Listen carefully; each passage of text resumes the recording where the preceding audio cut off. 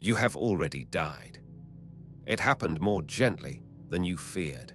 There was the long tightening, and then a loosening, and then you were here, standing on a grey road at the edge of the world, where the last of the light leans down toward a water you cannot yet see. You look behind you for the room you left, for the faces that were around you, and there is only the road, unrolling back into a dimness that has no morning in it. You look down at your own hands and find them thinner than they were, paler, as though you are being slowly remembered rather than truly seen. You have become a shade. That is the word the old poets used, a shadow of the person, loosed from the body and sent walking. You do not know how you came to be so far from anywhere, but the oldest accounts are clear about where the dead arrive. Not beneath your feet, not in some cellar of the earth, but out at the very edge of things, past the stream of ocean that circles the world, beyond the gates of the sun and the country of dreams, in a land the light only ever grazes and never warms. You are further from home than you have ever been, and every step will take you further still. And there is something in your mouth, a small cold weight resting on your tongue, a coin. Someone who loved you pressed it there before they let you go, closing your jaw over it with their own hand, so that you would not come to the river empty. It is a kindness, and it is a rarer one than the stories admit. For all the songs that speak of this coin, the earth itself remembers differently. Of the graves the Greeks left behind, only a scattered few were given money for the journey.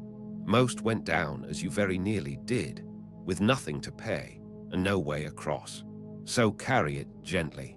It is worth more here than it ever was in the world above. The road tilts downward.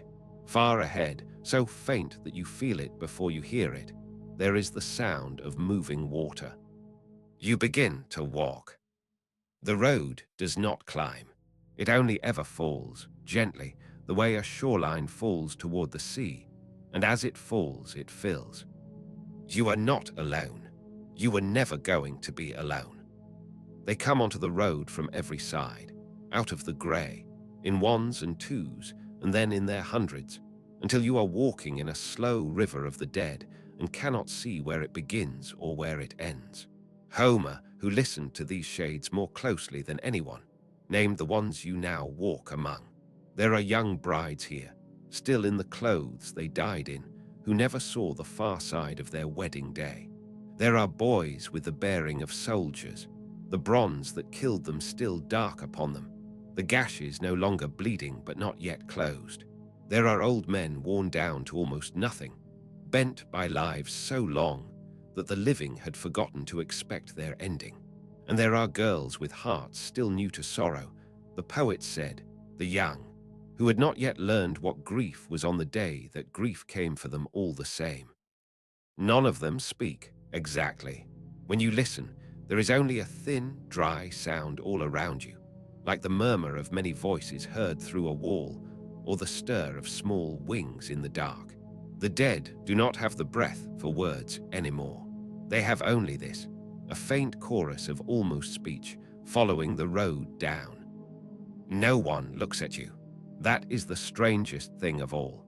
In life, a crowd is 100 small glances, but here every face is turned inward and downward, each shade folded into some long thought of its own, and you pass among them like a draught of cold air. You try to speak to one, an old woman keeping pace at your side, and she does not turn. Whatever she is listening to, it is not you. It is something further off, and much older, and it does not stop. There is no warmth here, but there is no true cold either. Only a grey evenness, a place with the temperature of a held breath. The light never changes. There is no sun to climb or to set, and so there is no telling how long you walk. It might be an hour. It might already be years.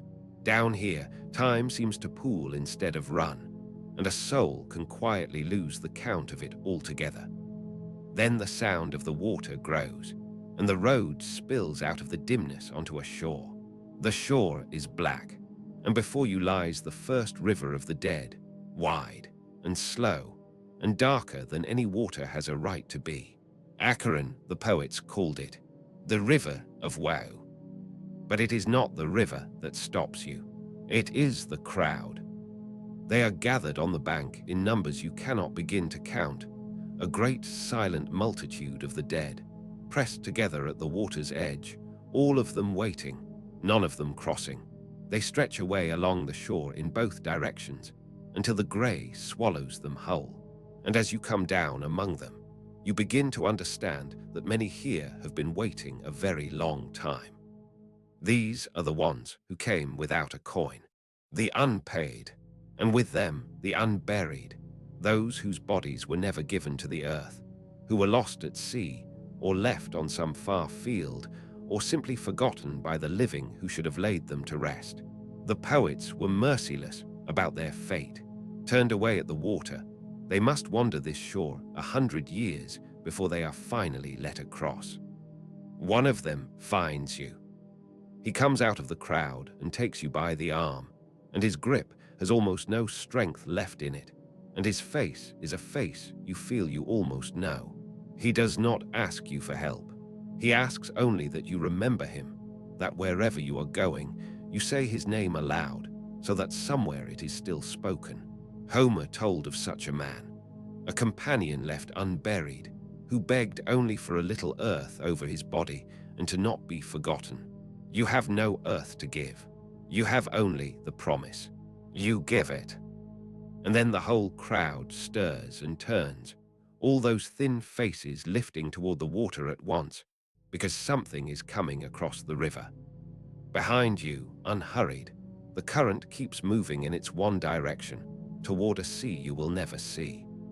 It comes out of the mist without a sound, and at first you take it for a trick of the grey light on the water. Then the shape resolves into a narrow boat, low and old, and a single figure standing in the stern, working a long pole against the current. The oldest singer of these roads never spoke of him. In the very earliest tellings there was only the river, and the dead somehow upon its far side, and no one to say how they got there. But the later poets found him waiting, as though he had always been, and once they had seen him, no one could forget him. Charon, they named him, the ferryman of the dead. He is not what the fearful imagine. There is no cruelty in him. He is only very, very old, an ancient boatman in a filthy cloak, his beard untrimmed and grey as everything else, his eyes the dull red of coals banked low and never quite going out. He has done this longer than the world remembers, and he is tired the way a river is tired, which is to say not at all and forever. The boat itself is a poor thing, patched and leaking, riding low at the waterline. It was never built to carry the weight of the living. It rarely has to. He brings the skiff against the bank, and he begins, without hurry, to choose. This is what the coin is for. One by one he takes the paid across, and one by one he waves back the rest, the empty-mouthed, the unburied, the ones who will wait their 100 years on the shore. A poet who loved to laugh at solemn things once put the fare at 2 small coins, grumbling, as though even the dead had felt the sting of hard times. But the price was never really the point. The point is that you must be given to this crossing, deliberately, by the living and by the dead together. No one drifts across the river of woe by accident. You come to the front of the crowd. Chiron's red eyes settle on you, and then on your mouth, and he holds out one grey hand. You give up the coin. It leaves your tongue, and the last small warmth of the world above goes with it. As you step down into the boat, you hear the dead behind you murmuring, and among the whispers you catch the shapes of old stories, the way a crowd will always tell the famous tales. They speak of a living man who once came down here in a lion's skin and forced the ferryman to carry him against every rule, because his strength was a god's and Charon had no choice. He had come to drag the very Hound of the gate up into the sun, and he did. And they speak more softly of another, a musician, who came down not to conquer anything but to beg. carrying a lyre and a coin he did not need, looking for a wife the earth had taken too soon. What became of him, the whispers do not say. Not here, not yet. The pole pushes off. The black water takes the boat. You look back once, for the shore, for the great waiting crowd, for the road that brought you down, and there is nothing there. The near bank is already gone, swallowed in the mist, as though it had never been. There is only the far side now, drawing closer, and the certainty settling into you like cold water into cloth. This river runs one way. Whatever waits across it, you cannot go back the way you came. The current moves on beneath the hull, patient, toward its sea. The boat grounds on black sand with a long, soft hiss, and you step out onto the far shore of the dead. Ahead, the ground rises toward a darkness deeper than the rest, and out of that darkness comes a sound, a slow, enormous breathing, the breath of something far too large, close enough that you feel the warmth of it move the air. This is the gate of the house of the dead, and this is its keeper. You cannot count its heads. You strain to, and you cannot, and it is oddly comforting to learn later that no one ever could. One poet swore the beast had 50 heads. Another gave it 100. In the end, most people simply agreed on 3, perhaps because 3 is a number the mind can hold, and a 50-headed dread is too much to carry to sleep. Cerberus, they called him, the offspring of monsters, a hound bred out of the oldest terrors of the world, set here to guard the one door that matters. But here is the thing the stories rarely tell you. He is not there to keep you out. As you come up the slope, he does not lunge, or snarl, or bar the way. The great heads lower toward you, and the nostrils flare, and then, almost gently, he lets you pass. He wags. For the incoming dead, he is nothing but a welcome. It is leaving he was made to prevent. Any soul that turns and tries to slip back toward the river finds all those heads awake at once, and learns why the gods chose a monster for this post. The dead go in freely. The dead do not come out. And yet, once, someone did the impossible in both directions. On the great doorpost, if you look, there are gouges raked deep into the stone, older than memory, where a man of impossible strength once seized this hound by all its throats and dragged it, choking and furious, up the long dark and out into the daylight of the living world. And then, his task done, brought it back. The scratches remain. Down here, even the miracles leave scars. Others were gentler and cleverer. The wise among the living learned to be buried with a small cake of honey and barley, a sop for the hound, so that their shade might pass the heads occupied and unbothered.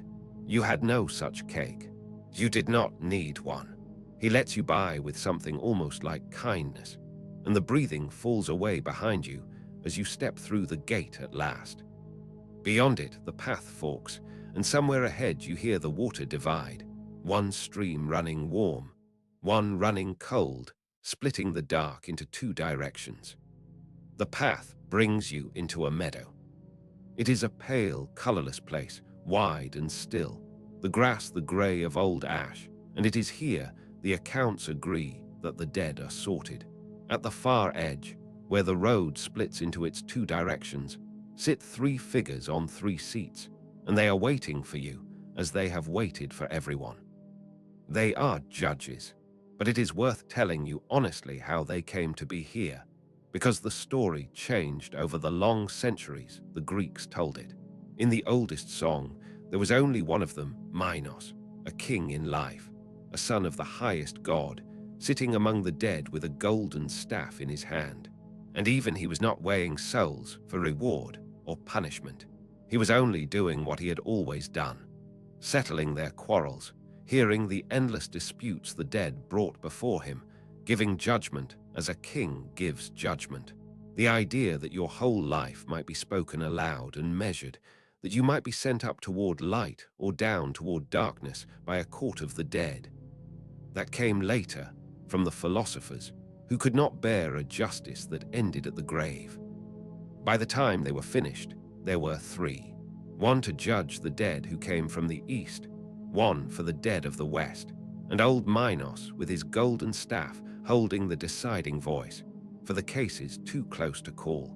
They judge you, the accounts say, stripped bare, not the face you wore, not the name you carried, not what was said of you above, but only the soul itself naked, with every mark still on it. And behind them, the road divides. One way leads down and further down, into a dark you can feel pulling at the edge of the meadow. The other bends away towards something you have not seen since you died. A far, faint warmth, a light with no cruelty in it. 2 roads. The punished to the left, the blessed to the right. But here is the honest thing, and you can feel it standing in that meadow. This tidy crossroads belongs to a later and neater afterlife than the oldest Greeks ever believed in. In their first songs, there was scarcely any sorting at all. Nearly everyone, the good and the bad alike, simply went to the grey, and only a rare few were ever singled out, the blackest villains for the dark below, a handful of favoured heroes for the light. The 2 roads came later, laid over the older, simpler country of the dead. And so it goes for you. You are judged, and you wait, and you learn that you are neither wicked enough for the dark nor rare enough for the light. You are only what almost everyone is, ordinary and now dead. The judges turn their eyes to the next soul behind you, and you are waved gently onward, straight ahead, between the 2 roads, into the grey country that waits for the great uncounted middle of the dead. Behind you the 2 waters run on, one warm and one cold, and neither is yet for you. The grey country has a name. The poets called it the Fields of Asphodel, after the pale, meagre flower that grows there, a dull, ghostly bloom that the living planted on graves, and that the dead now wander among forever. It is not a terrible place. That is the terrible thing about it. There is no fire here, no torment, no punishment of any kind. There is only the meadow, stretching away without horizon under the changeless light, and the flowers, and the dead, more of them than there are stars, more than there are grains of sand on every shore of the living world, the whole vast, uncounted majority of everyone who has ever died. Kings and beggars, heroes and the people whose names were never written anywhere. They drift here together, and they are all now the same. And they are forgetting. That is what the grey does to a soul. Slowly, gently, without pain it takes you. The dead you pass have been here long enough that most of them no longer remember who they were. Not their names, not their faces above, not the people who loved them or the things they did that once seemed to matter so much. They wander and they murmur and they thin, until at last they are little more than the memory of a person, a shape the meadow wears for a while and then smooths away. You come to understand, walking among them, that this was the real fear, the one that lived under everything the Greeks believed about death. Not the fire, not the judges. This, to go on existing and to be no one, to lose one soft grey day at a time, everything that ever made you. There is only one thing that brings them back, and only for a moment. The old accounts tell of it. When warm blood is poured out upon the ground of the dead, the shades come crowding to it, desperate, and whoever drinks remembers speech, remembers self, remembers the whole ache of having been alive, for as long as the taste lasts, and no longer. It is a cruel mercy, and they line up for it all the same. Among them, once, stood the greatest of all the heroes. A living man who came down here spoke with him, with Achilles himself, the best of the Greeks, the name every soldier feared and envied, and tried to comfort him, saying, surely, surely, a man so glorious must rule in honor even among the dead. And Achilles answered him with the truest and saddest words in all the songs of the underworld. Do not speak gently to me of death, he said. I would rather be a poor man's hired hand in the sunlight above, working the fields of some landless master for scraps, than be king over all the perished dead down here. The greatest hero who ever lived would trade all his glory for one more ordinary day in the light. That is what this place is. You feel it beginning in you, too, a softness at the edges of yourself, a quiet invitation to set the weight of your memory down and simply drift and be no one and be at peace. It would be so easy. Somewhere nearby, a cold spring rises from the grey ground, clear and still and inviting, and every part of you wants to kneel and drink and forget. Something stops you. You do not drink. Not yet. You hold on to your own name a little longer, and you walk on, and the spring falls quiet behind you like all the other waters of this place. Toward the center of everything, the meadow gives way, and you come at last to the house of the dead itself. It is a great hall, cold and high and unadorned, built for a king who has no need to impress anyone, because no one who arrives at his door will ever leave. And this king is not the monster the later world made of him. He is not evil. He has no interest in tempting you or tormenting you. The Greeks, who were careful with such things, often would not even say his name aloud, and called him instead simply the Rich One. For everything that lives comes, in the end, into his keeping, and no lord in any story is half so wealthy as the one who receives the whole of the earth. He rules the dead the way winter rules a field, without malice and without mercy, because none is needed. But he does not rule alone. Beside him, on the cold throne, sits a queen, and her story is the one story down here that reaches all the way back up into the living world. She was a girl once, gathering flowers in a sunlit meadow above, when the earth split open beneath her, and the Lord of the Dead rose up and took her down into the dark to be his bride. Her mother, a great goddess, searched the whole world for her in grief, and while she grieved, nothing on earth would grow the first winter, spreading grey across the living lands. In the end, the gods forced a bargain.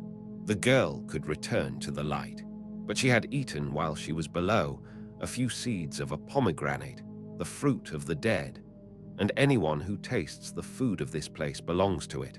So the bargain was split.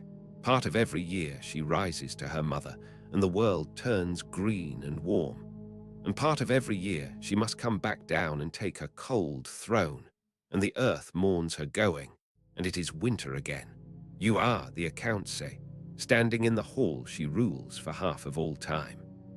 Not far from the throne, if you look, you will see two figures seated who do not move. They are not resting. They are held. Two friends came down here once, alive and arrogant, meaning to carry the queen of the dead back up as a prize. And the lord of the house welcomed them and offered them seats, and the moment they sat, the stone took them and would not give them back. One was freed long after by that same strong man who tamed the hound at the gate. The other is seated there still, and will be, forgetting by slow degrees who he was and why he ever thought he could steal from death. Somewhere beyond the hall, faint and growing, you begin to hear a new sound in the dark, not the lap of a gentle river, but a low, endless roar, like water and fire together. One of the two roads is calling. The left one, the dark one. You follow the sound downward. The left road descends past a wall of dark bronze, and beyond it the ground simply ends, falls away into a pit so deep the mind cannot hold it. One old poet tried to measure it, and could only reach for a strange, patient image.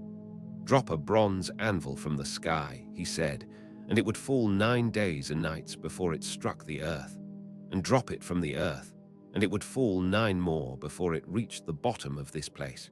That is how far below you the deepest dark goes. This is Tartarus, the prison beneath the prison, where the punished are kept, and far lower still, where the old defeated gods, the Titans, have lain chained since before the world was young, in a darkness with night poured round its throat like a collar. You do not go all the way down. You do not need to. The famous ones are near the top, where the living might catch sight of them and take the warning home. You see a man straining against an enormous stone, heaving it up a long slope with his whole body, his feet slipping, the muscles of his back knotted with effort. And just as he nears the top, just as the thing is about to roll over the crest and be done, its weight defeats him, and it turns and rolls back down to the bottom, and he walks down after it and begins again. He will always begin again. In life, the later telling said, he had been the cleverest of men, so clever that he cheated death not once but twice. He trapped death itself in chains, so that for a time no one on earth could die at all. And later, when he was already down here in the kingdom of the dead, he talked his own way back out of it, up into the sunlight, for a few stolen years. The gods do not forgive being outwitted, so they gave him a task that cannot be outwitted, and cannot be finished, and cannot be abandoned forever. Nearby stands another, up to his chin in a clear pool, with heavy branches of fruit hanging just above his head. And he is starving, and he is parched. When he bends to drink, the water sinks away into the ground and leaves him gaping at dry earth. When he reaches for the fruit, the wind lifts the branches just beyond his fingers.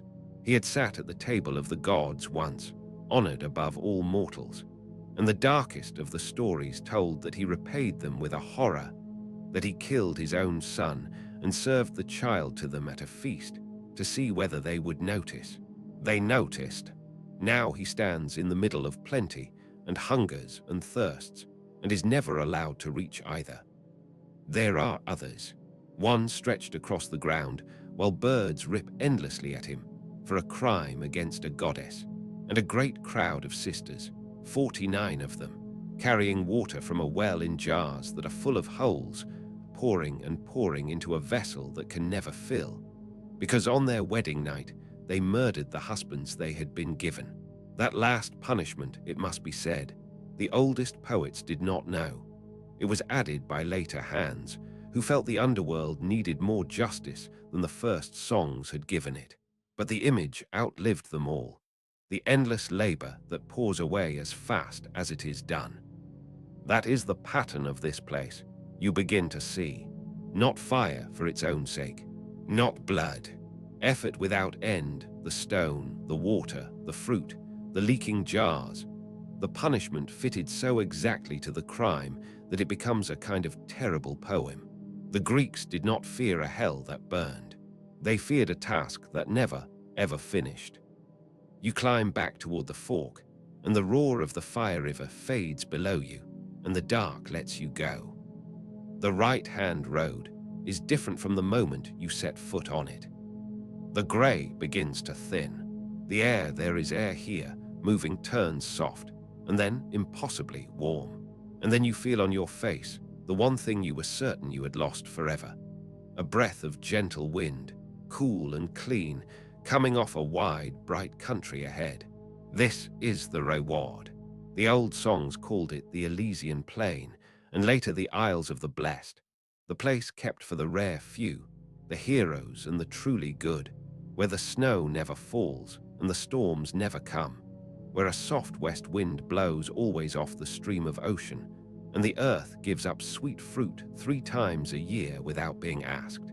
Here, they said, an old and kindly God still reigns, exiled from heaven, ruling a gentler age among the happy dead. Some of these souls live a second life here, easy and unhurried. Some, when they have rested long enough, are even allowed to be born again. But there is a threshold to cross first, and it is the most real thing in this whole journey, because the Greeks did not only imagine it, they wrote it down and buried it with their dead. In graves across the Greek world, folded small and tucked against the body, archaeologists have found thin leaves of gold, inscribed with instructions. Instructions for the soul, for this exact moment. And they all say, in their different hands, the same careful thing. When you come into the house of the dead, they warn, you will find a spring on your left, beside a white cypress tree, and the dead will be crowding to it, desperate to drink. Do not go near it. That is the water of forgetting, and it will empty you. Go on further, and you will find another pool, cold water flowing from the lake of memory. But it is guarded, and you must know what to say. Speak these words, the gold leaves tell you exactly these. I am a child of earth and of starry sky. My name is child of the heavens. I am parched with thirst and dying. Give me, quickly, the cold water flowing from the lake of memory. You remember the cold spring in the grey fields, the one every part of you wanted to kneel and drink from. You remember that you did not, and you understand now what you were saving yourself for.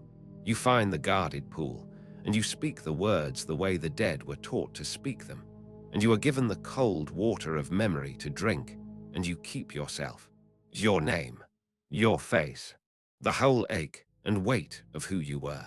You do not dissolve, you remain. And here, among the blessed, the whisper from the riverbank finally finishes its story. The musician, the one who came down with a lyre and a coin he did not need. You learn at last what he was and what became of him. His music was so beautiful that it stilled even the pit of the punished. The stone rested, the water stilled, the vultures paused in their ripping, and the sisters set down their leaking jars, and every tormented soul stopped to listen. He played his way to the cold throne itself and asked for his wife back, and his song was so full of love and grief that the Lord of the dead, who grants nothing, granted it on one condition. She would follow him up to the light, and he must not look back at her until they both stood in the sun. He climbed the whole long dark with her footsteps behind him, trusting almost there. And at the very threshold, with the light already on his own face, he could not bear it, and he turned to see her. And she was gone, drawn back down, this time forever. He had walked all the way to the edge of death and out again, and lost her at the last step, for the want of a moment's faith. There is one more water to come to, and it is the strangest of them all, because it does not lead deeper into death. It leads back out. The philosophers told of a man, a soldier, killed in battle, whose body lay 12 days upon the pyre, and who woke, impossibly, alive again, and told what he had seen on the other side. He had watched the dead, who were finished with judgment gather in a great plain, and choose what they would be next. For some of them, this place was never an ending at all, only a long pause between lives. And when a soul had chosen the life it would live again, it had to do one last thing before returning to the light. It had to drink. Across the plain runs a slow, quiet river, and its water is forgetting itself. The souls bound for a new life kneel at its bank and drink, some a little, some deeply, and with every swallow the memory of all of this drains away. The crossing, the judges, the grey fields, the punished and the blessed, the whole long dark. They forget that they were ever here. They forget that they were ever anyone. And emptied, made new, remembering nothing, they rise back up through the earth and are born again into the world above, crying, with no idea where they have been. So the river that only ever ran one way runs, after all, in both.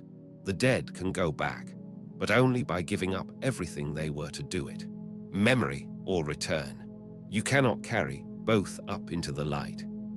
And this is where the journey leaves you, at the bank of the river of forgetting, holding the one true choice the Greeks imagined for their dead. You could kneel and drink, and let go of your name and your grief and your whole hard-won self, and be carried up into a new morning you will never know is a second one. Or you could keep what you fought to keep, your memory, yourself, cold and intact, and stay among the shades and the pale flowers, someone still, in the land of no one. No poet ever chose for you. They only ever showed you the water, and told you what each swallow costs, and fell silent. You stay a while at the water's edge. There is no sun to rise. There never was. The light here holds exactly as it has held since you came, grey and even and kind in its own tired way. And the river goes on with its slow work, carrying some souls down and some souls back, and asking nothing of you at all. It is worth remembering as the quiet settles, that none of this was ever fixed. The Greeks told these stories for more than 1,000 years, and they never fully agreed on any of it. Not on how many rivers there were, not on where the ferrymen came from, not on whether the dead were judged or simply faded, not on whether death was the end or only a doorway back. Each poet redrew the map a little. Each age moved the borders, and yet they always came back to the same few things. A river you are carried across and cannot recross, a coin owed to an old boatman, a grey field where the forgetting waits, and for the fortunate or the wise, a cold pool of memory that lets a soul stay itself in the dark. And theirs was only one of the lands that the living have imagined beneath the world. Far to the south, another people believed the heart of the dead was set upon a scale and weighed against a single feather. Far to the north, others told of a long, cold road that led down to a hall and a different queen in a different dark. Other peoples, other doorways, other nights and other rivers. But those are journeys for other evenings. Tonight you have come as far as the Greeks ever went, all the way down, and all the way to the edge of coming back, and there is nothing left to do now but rest here at the last quiet water, with the pale flowers around you and the coin already spent and the whole long road behind. Let the current move. Let the light stay soft. Let the river carry the sound of itself away into the dark. And sleep well.